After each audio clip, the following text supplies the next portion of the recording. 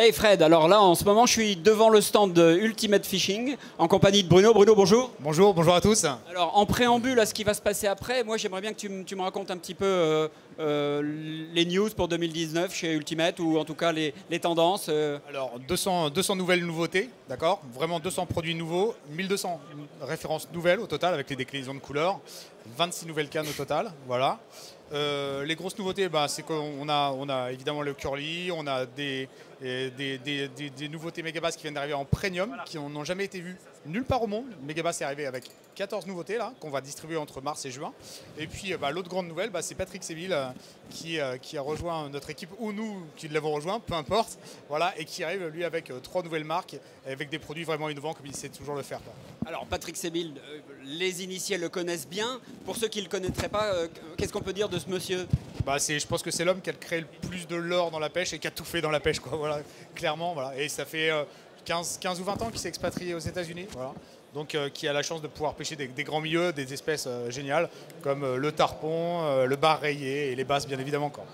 Et désormais présent chez Ultimate. Exactement, et ça c'est génial. Joli coup, bonne pioche. Eh bien écoute, Fred, je vais te laisser le plaisir d'interviewer et d'avoir sur ton plateau Patrick Séville. Bon plateau, regardez ça avec attention, parce que le monsieur qui va arriver là, il sait de quoi il parle. Merci. Merci. Ok Patrick, bon, il y a notre ami effectivement Patrick Séville ici. Bonjour Patrick. Bonjour tout le monde. Vous pouvez tous lever la main en lui disant bonjour Patrick. Bonjour tout le monde.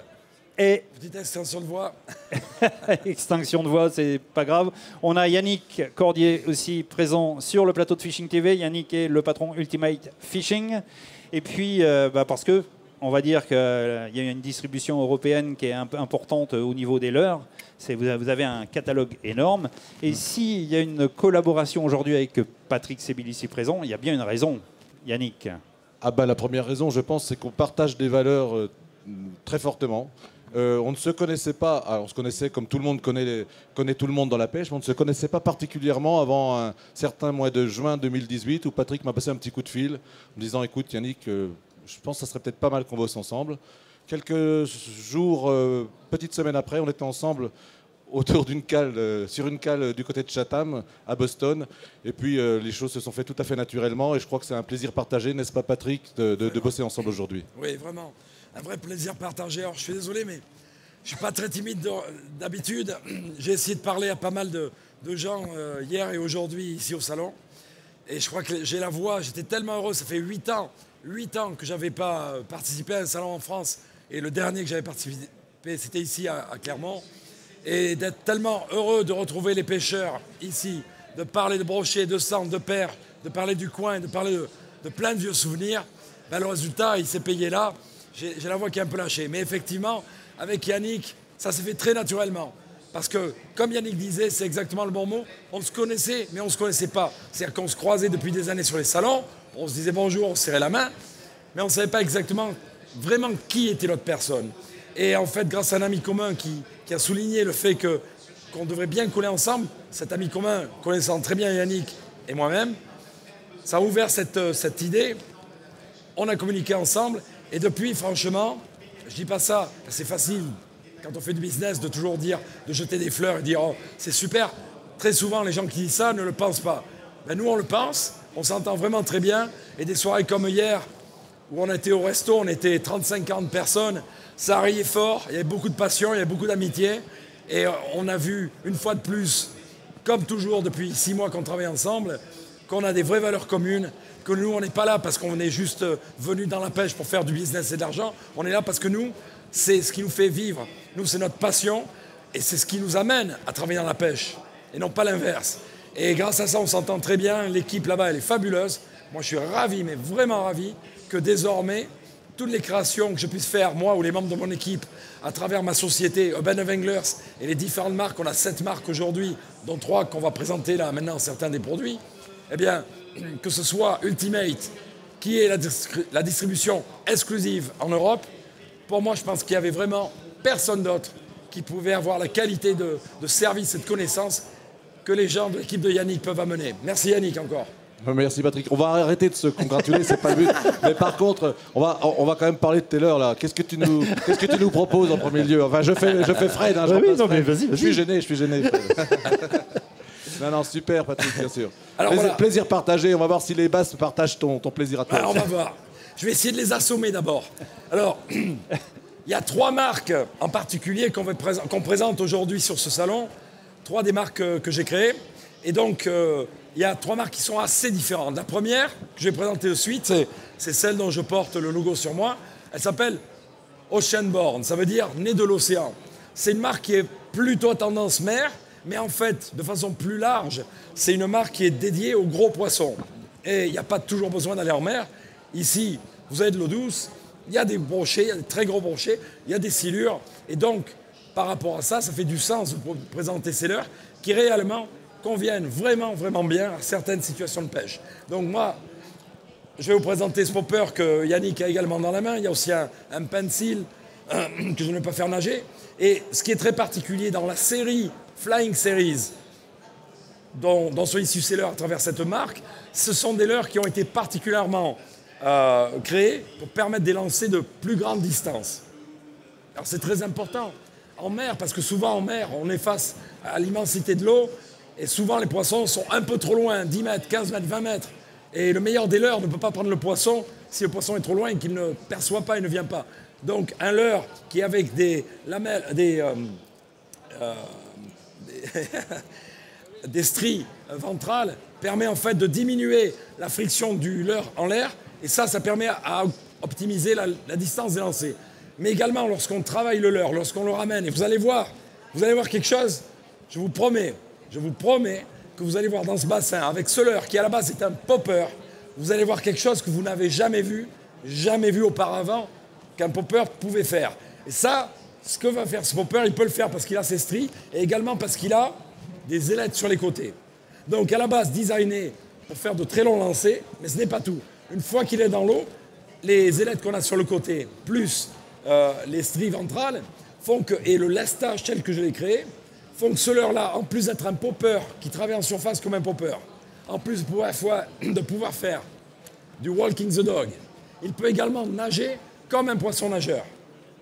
Par exemple, si vous pêchez un lac profond, un lac de barrage, 20, 30, 40 mètres de fond, vous savez que parfois, les brochets ou les cendres sont suspendus. On ne sait pas toujours à quel niveau on les cherche. Eh bien là, vous allez pouvoir lancer très loin, laisser couler jusqu'à 30-40 mètres au fond, et à partir de là, vous allez ramener en continu, comme un poisson nageur, comme un swimbait.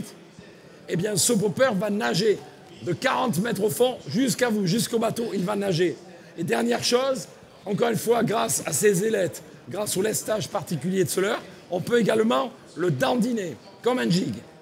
Et donc, si vous pêchez, par exemple, brochet, silure, dans une rivière comme le Rhône, et que parfois une action dandine est la bonne action, bien vous allez voir que ce popper, donc un leurre de surface, vous pouvez l'utiliser. J'ai pris des sérioles à 60 mètres de fond avec un popper. Voilà. Alors, regardez un petit peu. On va commencer tout d'abord par vous montrer qu'effectivement, c'est un leurre de surface. Et donc, quand il est en surface, on le ramène vite pour des chasses actives, des prédateurs comme les thons, en général, par exemple, qui chassent très vite. Les perches, quand elles chassent en surface, souvent, c'est très bon d'aller vite. Évidemment, celui-ci est un peu gros pour la perche, mais d'ici les quelques mois qui viennent, on aura un petit modèle de 10 cm qui ira parfaitement pour la perche. Donc, regardez, on le lance, on veut le travailler en surface, il n'y a pas de problème. Sur des poissons très actifs, c'est un popper. Maintenant, je vous ai dit, c'est aussi un walking bait, c'est-à-dire un leurre qui a l'action de walking the dog, c'est-à-dire que la tête va à droite et à gauche. C'est une très, très, très bonne action de pêche. Et il y a pas mal de leurres qui font ça. La particularité, c'est que d'habitude, ils sont flottants, ils ne se lancent pas très bien ni très loin. Eh bien, celui-là, il est long. Je ne vais pas vous montrer à quel point il peut partir loin, mais il pèse 120 grammes. 120 grammes, pour un leurre de 14 cm, ça part très loin. Mais regardez un peu l'action de Walk the Dog, et je peux la faire sous l'eau. Et regardez, c'est pas difficile. Là, il n'y a pas besoin d'être très versé dans l'usage d'un leurre Walking the Dog. Je vais le refaire en plus profond. Donc ça, c'est un gros avantage. Je peux faire du Walking the Dog à différents niveaux. Pas seulement à la surface, comme la plupart des walking baits vont pouvoir faire. Donc ça, déjà, c'est pas mal, je pense. Mais ce que je vais vous montrer maintenant, c'est vraiment ça qui est vraiment particulier. Regardez un peu. Je lance, je laisse couler au niveau voulu. Et là, je récupère mon leurre.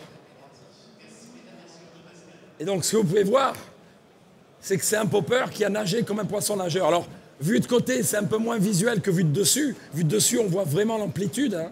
Je ne sais pas s'il y a une caméra qui peut filmer vu de dessus. Mais... Oui, regarde l'écran. D'accord, mais on le voit de côté, voilà. Mais vous vous apercevez quand même, vous arrivez à voir qu'effectivement, il y a vraiment une nage comme un poisson nageur. Donc on peut la faire, on peut lancer, toucher l'eau, ramener de suite. Dans ce cas-là, ben, il reste relativement près de la surface. Mais comme dans l'exemple que je vous donnais juste avant, vous pêchez un lac de barrage qui peut être profond ou même très profond, vous pouvez balancer loin, laisser couler, et à partir du moment où il touche le fond, ou à n'importe quel moment, si vous voulez arrêter en 2 eaux, vous pouvez, et vous commencez à mouliner à ce moment-là, et votre leurre va nager comme un poisson nageur. Or, un poisson à bavette ne peut pas faire ça. Pourquoi ? Parce qu'en fait, un poisson à bavette, il y a un certain équilibrage entre la forme, la longueur, la flottabilité ou le fait qu'il coule, et la dimension, et la position, et l'angle de la bavette du poisson nageur. Et donc, un poisson nageur se cale et nage dans un certain créneau de hauteur. Donc, même si vous avez un poisson nageur coulant, que vous laissez couler très profond, eh bien, vous allez le ramener pendant des dizaines de mètres avant qu'il arrive à un niveau où il aura son équilibre qui lui permet d'avoir son action de nage. Là, je n'utilise pas du tout le principe d'une bavette. J'utilise le principe d'avoir à la fois les ailettes qui dépassent sur les côtés, qui font un peu l'office d'une planche de surf, et c'est pour ça qu'il peut facilement surfer de droite à gauche, et une certaine répartition des lestes à l'intérieur. Et c'est pour ça que, quelle que soit la profondeur à laquelle je laisse tomber ce leurre, à partir du moment où je me mets à ramener, il se met à nager. Donc ça, c'est vraiment, vraiment, vraiment unique. Je vous le montre encore une fois. Voilà, j'ai laissé couler. Et regardez, je ramène et mon leurre, tout naturellement, remonte en ayant une action de nage, de poisson nageur. Et enfin, c'est sans doute le plus surprenant de tout, c'est que c'est un popper qu'on peut giguer. Donc giguer. Alors, un petit mot sur le mot giguer. Je pense que vous allez aimer ça. Aïe. On a coupé les hameçons. Hein, mais...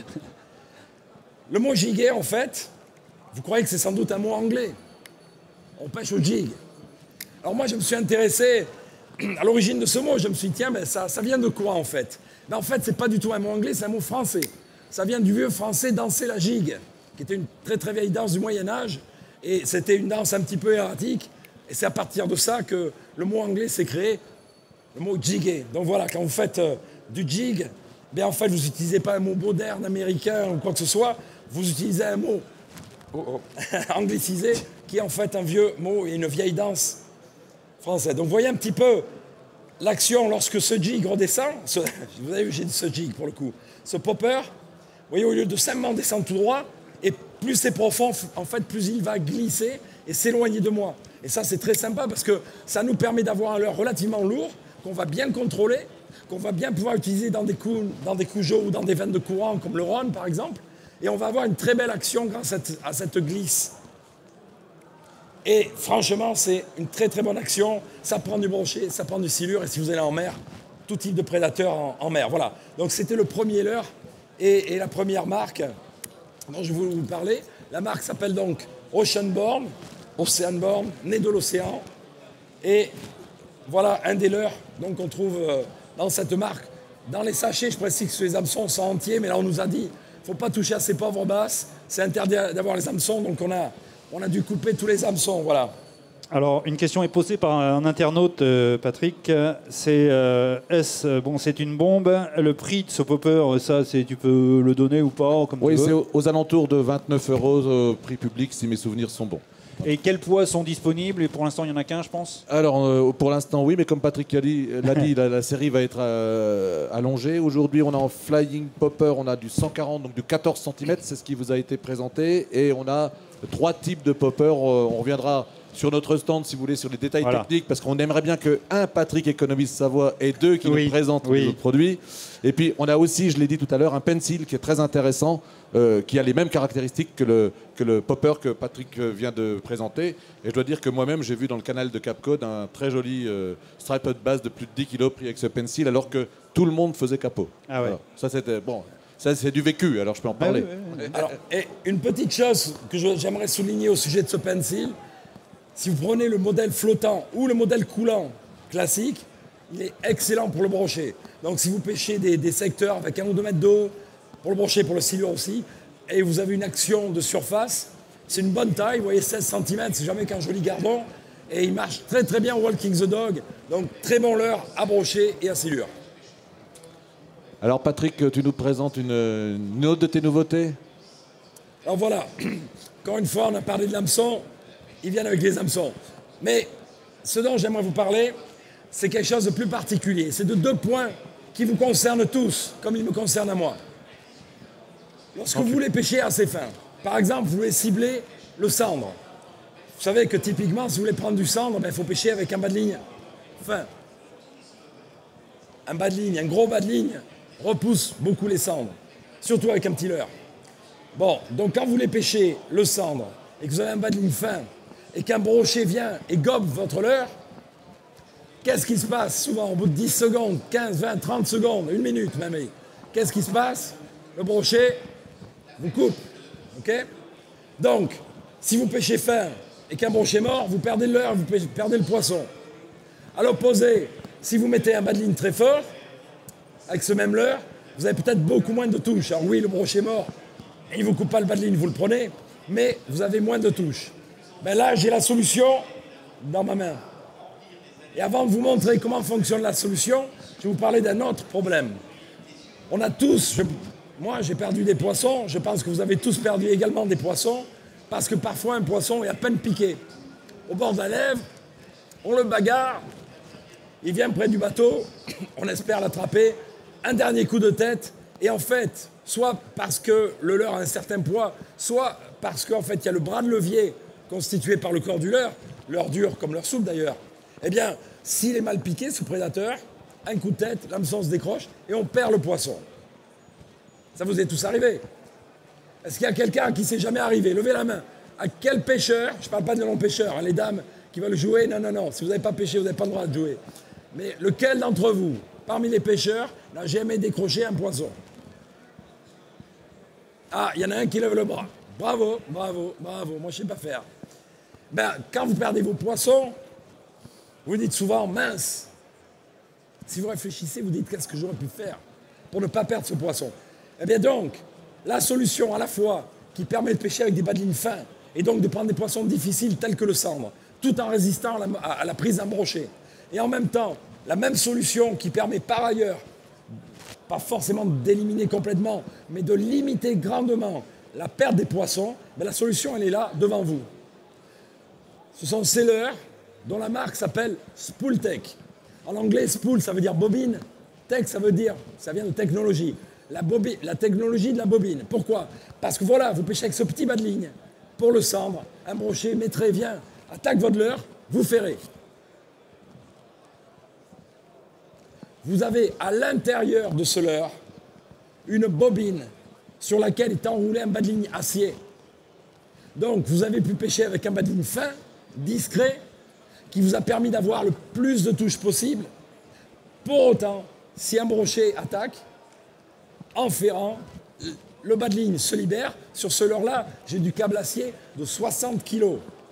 Alors, de mon expérience, moi, j'ai jamais vu un seul brochet. J'en ai pris quelques-uns et certains, ils n'étaient pas trop petits. J'en ai jamais vu un. Et je crois que j'en rencontrerai jamais un qui pourra me couper mon câble acier de 60 kg. Donc, effectivement, mon brochet a attaqué, je l'ai ferré. Et maintenant, le leurre est devant. J'ai un câble acier très costaud. Je ne vais pas perdre mon brochet. Et je ne vais pas non plus le perdre, même s'il est un peu mal piqué. Parce que l'histoire du bras de levier s'applique dès lors que le leurre est solidaire avec l'hameçon, côte à côte. Donc vous avez un leurre souple comme un leurre dur, et l'hameçon est mal piqué, le poisson se débat, il se décroche. Or là, vous avez ferré l'hameçon ici, au coin de la gueule, mais le leurre, il est là. Et là, on peut dire waouh. Ça, c'est une vraie, énorme innovation. C'est pour ça que c'est une des marques dans lesquelles je m'investis le plus. Et d'ici quelques années, on aura pas mal de modèles de tout type. Poisson nageur, jerkbait, vibration, avec ce système-là. Parce que ce système, il apporte un tel bénéfice aux pêcheurs. Énorme bénéfice aux pêcheurs. Voilà, c'est Spooltech. Après, l'action de nage. Dans ce cas-là, Attends 2 secondes, ça demande beaucoup de temps quand même, la création de ce type de leurre. Bah, des fois, la création, ça prend, je n'exagère pas, Oui. 1 seconde. Oui. Des fois, il y a l'étincelle Le qui déclic. vient. Le fait de pêcher, le fait d'être innovateur, le fait d'avoir peut-être un peu d'expérience, un peu un mix de tout ça.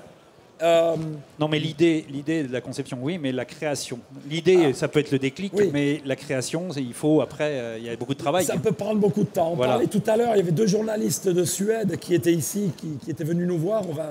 On va être présent avec eux sur un tournage d'une émission de télé en Suède dans pas longtemps. Et ils me posaient des questions et un des deux me disait qu'un de ses leurres favoris, de toute la gamme de leurres qu'il avait dans sa boîte, c'était un des leurres que j'ai mis au point, qui s'appelle l'On du Spoon. C'est un leurre que j'ai sorti du temps de Sébille. Et il me posait un petit peu la même question que tu me poses. Et je lui disais, écoute, tu prends pile le meilleur ou le pire exemple. Parce que ce leurre-là, j'ai mis plus de 3 ans, j'ai fait plus de 120 prototypes différents à différents Voilà. niveaux, parce qu'il était très difficile. Je voulais faire Voilà. une cuillère qui ne vibrait jamais, qui ne vrillait jamais. Voilà, Et c'est ça. c'était fou. Et quelquefois, il y a un leurre où de suite, c'est comme si tout est un peu magique autour de moi et les choses se mettent ensemble. Et des fois, en quelques heures, le leurre est au point. Donc, on peut aller de quelques heures à 3 ans de travail. Bien entendu, mais c'est important aussi de révéler quelquefois, on dit 120 protos quelquefois pour réussir à avoir un produit, enfin un leurre qui va vraiment nager, que vous aurez dans votre boîte. L'aboutissement d'un leurre, c'est pas toujours comme ça. Bon, ça va parce que tu as une expérience énorme et tu pêches et puis tu as le déclic, tu sais comment ça fonctionne. Mais quelquefois, malgré que tu saches, tu as envie d'avoir cette forme-là Oui. et puis que ça plaise aux pêcheurs. Et puis malheureusement, l'aboutissement, on n'arrive pas vraiment à terme. Et là, il faut 50, 60 protos avant d'arriver à terme. Et là, tu as un proto. À mon avis, vous avez une innovation. C'est une première en France, une première au Salon de Clermont-Ferrand. Patrick est venu ici vous présenter ce leurre. On peut avoir le nom du leurre, c'est une demande, parce que là, ça fout le bordel sur Internet. Là, tous, ils veulent savoir. Alors c'est la marque Spooltech et le leurre qu'on présente ici est un fatty et on a aussi un stretch. Voilà. On a 2 leurres, un qui est plus allongé que l'autre et ils seront disponibles dans quelques petites semaines. Long jour pour ceux qui les ont vus. Sans arrêt, et congratulé, bravo Patrick, bravo Monsieur Sébille et tout ça. Là, ça envoie du lourd. Et C'est une véritable innovation, c'est pas au c'est niveau clair. même français, c'est au Mais niveau c'est clair. mondial. C'est clair. c'est pas, on n'est plus dans le. Mais voilà. oui, mais enfin, on est fiers de le recevoir ici. Bien sûr. Oui. C'est important. Alors, on va passer peut-être à un autre leurre maintenant. Voilà. Tu as Oui, amené, oui. La marque Hyperlastics. Oh là. Il va nous parler de tout ça, monsieur Sébille. En fait, je vais vraiment vous parler du leurre avec lequel j'ai le plus d'histoire et dont je suis le plus fier. De toutes ces nouveautés qu'on lance cette année. Alors, je vais d'abord décrocher ça et puis, vous savez, le temps passant, certains d'entre vous savent que je veux parler. Ça devient difficile des fois d'enlever une agrafe sans mettre des lunettes. Voilà. Alors, je vais vous parler d'abord d'une vieille histoire. Tu l'as dit tout à l'heure, très gentiment, ou je ne sais plus qui m'a présenté, mais c'est vrai que ça fait 32 ans cette année que je travaille dans le monde de la pêche. En fait, j'ai signé mon premier contrat, j'avais 18 ans, avec la société CERT. Et j'en profite pour faire une petite parenthèse pour ceux d'entre vous qui le connaissaient. La société CERT a été une société qui a fleuri, une société magnifique, sous la houlette de M. Francis Coutou. C'est l'homme qui m'a donné ma première chance, qui m'a fait signer mon premier contrat. J'avais 18 ans. Et c'est un monsieur qui vient de disparaître hier, qui est décédé hier. Et voilà, un petit hommage pour quelqu'un qui a beaucoup compté dans ma vie, que beaucoup de gens ici de la profession et pas mal de pêcheurs ont pu connaître et ont pu apprécier. Et voilà, il s'est éteint hier à l'âge de 72 ans. Merci, c'est propre ce que tu fais, très Voilà, propre. quelqu'un Merci. d'important, vraiment. Eh bien, j'ai donc travaillé avec plusieurs sociétés, donc longtemps, très longtemps même, en l'occurrence avec CERT, avec Gamakatsu. Je travaille aussi avec MEPS et Mr Twister, qui sont deux marques de la même société. Et j'ai travaillé pour eux pendant à peu près 14 ans pour mettre au point des cuillères, des leurres souples. Et d'ailleurs aujourd'hui, 25, 28 ans plus tard, si vous allez chez un détaillant, il y a quasiment entre un tiers et la moitié des produits MEPS et Mr Twister qui sont des créations que j'ai fait il y a longtemps. Et donc un jour, ça m'est juste apparu comme étant évident que de marier ensemble un corps de leurre souple et une palette de cuillères, ça faisait du sens. Ça faisait du sens parce que je pouvais avoir différents types de décharges, de montage. Je pouvais mettre une plombée légère ou lourde. Il y avait l'attraction, bien sûr, du plastique souple, mais l'attraction même de la palette. Et quand j'ai fait les prototypes, je les ai essayés, ça a très bien marché. Et lorsque j'ai présenté ça à mon patron de l'époque, ça a été un niet, un non immédiat. Il a estimé qu'il ne voulait pas mélanger deux marques. C'était son choix, je ne l'ai pas discuté à l'époque, je ne le discute pas aujourd'hui, mais je me suis dit, c'est vraiment quelque chose de bien.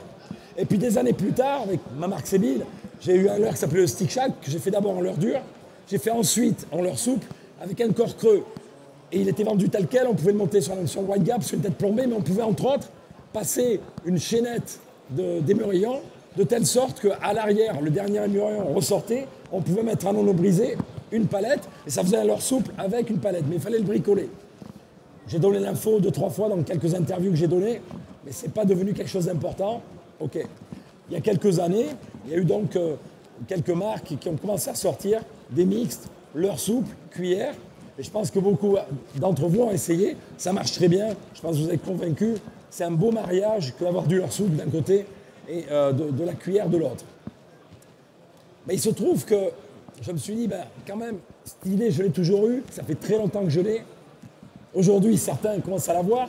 Je veux la mener, mais je ne veux pas me contenter de la mener telle que les autres l'ont fait. Je ne veux pas arriver derrière, alors que ça fait longtemps que j'ai eu l'idée, que j'ai même eu quelques étapes qui m'ont mené vers là. Donc je voulais amener quelque chose qui ait beaucoup de corps. Parce que quand je design un leurre, je le fais d'abord pour moi. Parce que comme vous, je suis un pêcheur. Je ne fais pas un leurre parce qu'il y a un patron qui me paye pour dire « fabriquer un leurre, on va le vendre ». Je fais un leurre parce que je veux pêcher avec. Et après, je le crée de telle sorte qu'on peut le produire dans une usine avec des employés qui vont avoir le savoir-faire nécessaire. Et après, on peut le proposer à vous. Et donc, vous pouvez bénéficier et partager mon expérience qui m'a amené à créer tel ou tel leurre et à permettre de l'utiliser dans un certain nombre de cas. Et donc, quand je me suis vraiment penché là-dessus, j'avais commencé à travailler sur un poisson nageur avec une bavette classique en queue, on va dire. Et à un moment, dans mes recherches de matériaux, j'ai voulu chercher en dehors de ce qu'on faisait déjà dans la pêche. Et en cherchant à droite et à gauche, j'ai trouvé un matériau qui m'a accroché, qui, à ma connaissance, n'était pas encore utilisé dans le monde de la pêche, qui avait des utilisations, mais absolument différentes. Et je me suis dit, mince, je crois que là, je tiens mon truc. Je crois que ça va être parfait pour enfin finaliser cette vieille idée de 25 ans ou plus de ce corps souple et de la palette. Et donc, grâce à ce matériau, c'est ce que je vous montre là, c'est un type de matériau souple, oui, mais très nerveux, très résistant. Quand je vous dis très résistant, regardez un petit peu. Si je tiens la tête de ce leurre et que je prends la palette, entre les deux, il y a une petite tige métallique et il y a un petit procédé que j'ai breveté qui permet de maintenir ce bout de fil métallique dans la queue. C'est costaud. C'est même très, très costaud. Donc vous pouvez voir, ce n'est pas du blabla, c'est un leurre souple super résistant. Donc c'est non seulement un leurre souple qui est dense, parce que c'est un matériau souple plus dense que les matériaux souples conventionnels, mais il me permet également, et c'est très important, ce que je veux dire là, c'est que ce matériau-là me permet, quand je fabrique mon moule, de donner des formes complexes à ce moule. Et ces formes complexes font que, dès la sortie de moule, ce leurre souple-là a pas mal de trous, à différentes positions. Il y en a un dans le nez, il y en a un sous les opercules, il y en a un qui passe du ventre et qui sort sur le dos. Il y a une fente ventrale, il y a une fente dorsale. Grâce à ça, on peut le monter, et c'est ce que je vais vous montrer maintenant, on peut le monter peut-être de 25 façons différentes. On peut aussi bien pêcher avec une petite tête plombée, des perches de 500 grammes, on peut pêcher des brochets mètrés, on peut pêcher le tarpon comme on a fait ces dernières semaines, j'habite en Floride. On a piqué à peu près 300 tarpons les 2-3 derniers mois avec ça. Donc un leurre qu'on utilise aussi bien pour le cendre et la perche que pour le tarpon. Et on a fait une dizaine de sorties au thon cet été. Il y a eu des jours où on a eu fait jusqu'à 8 thons avec ça, alors que les leurres à thon conventionnels avaient pris un poisson. Le nom ? Le Dartspin. Voilà. Dartspin. Donc la marque, c'est Hyperlastix. Ça souligne qu'on utilise un matériau très particulier, Hyperlastix. Et le leurre, là, s'appelle le Dartspin. Et le matériau s'appelle du Soft Tough.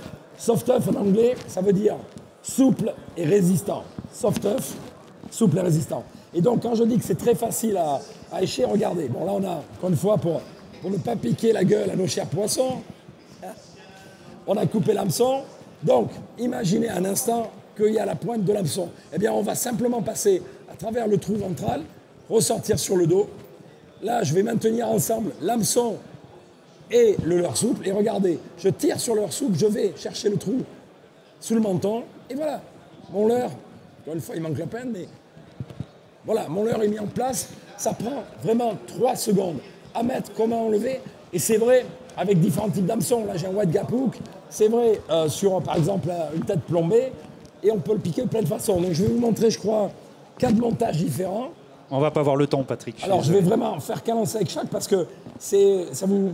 Très, très rapidement. Je vais peut-être pas Vous voyez parler. ce que c'est qu'un passionné? Voilà. Non seulement il est pêcheur, il est créateur, mais on ne l'arrêtera pas. C'est-à-dire qu'il en a... Heureusement qu'il a une extinction de voix, sinon il va jusqu'à ce soir. Donc, parce que... Voilà, allez, vas-y. Juste un peu d'animation, parce qu'on ne peut pas non plus... Donc, vous voyez que rien qu'en laissant descendre, il a une action par lui-même. Le corps roule un petit peu, la palette travaille.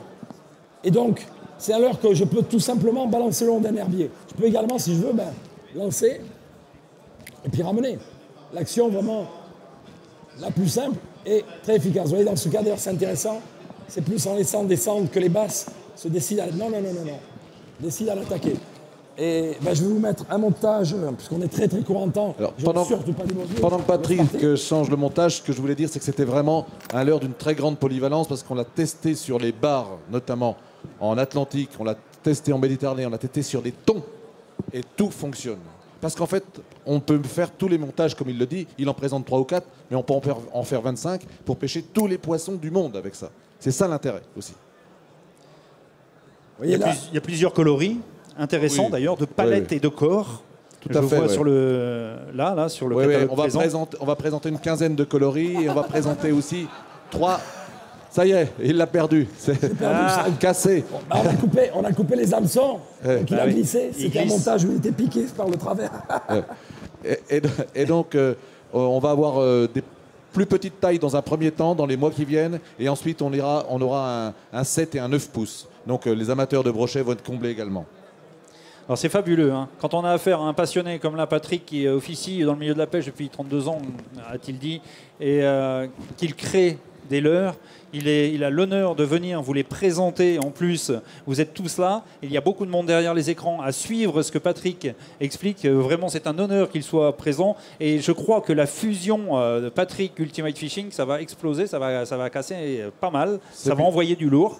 C'est bien ce qu'on compte faire, comme on le fait avec Yuki Ito, Megabass, que tu as déjà reçu ici. Bien sûr. En fait, voilà, l'idée, c'est de s'entourer des meilleurs du monde. Hein.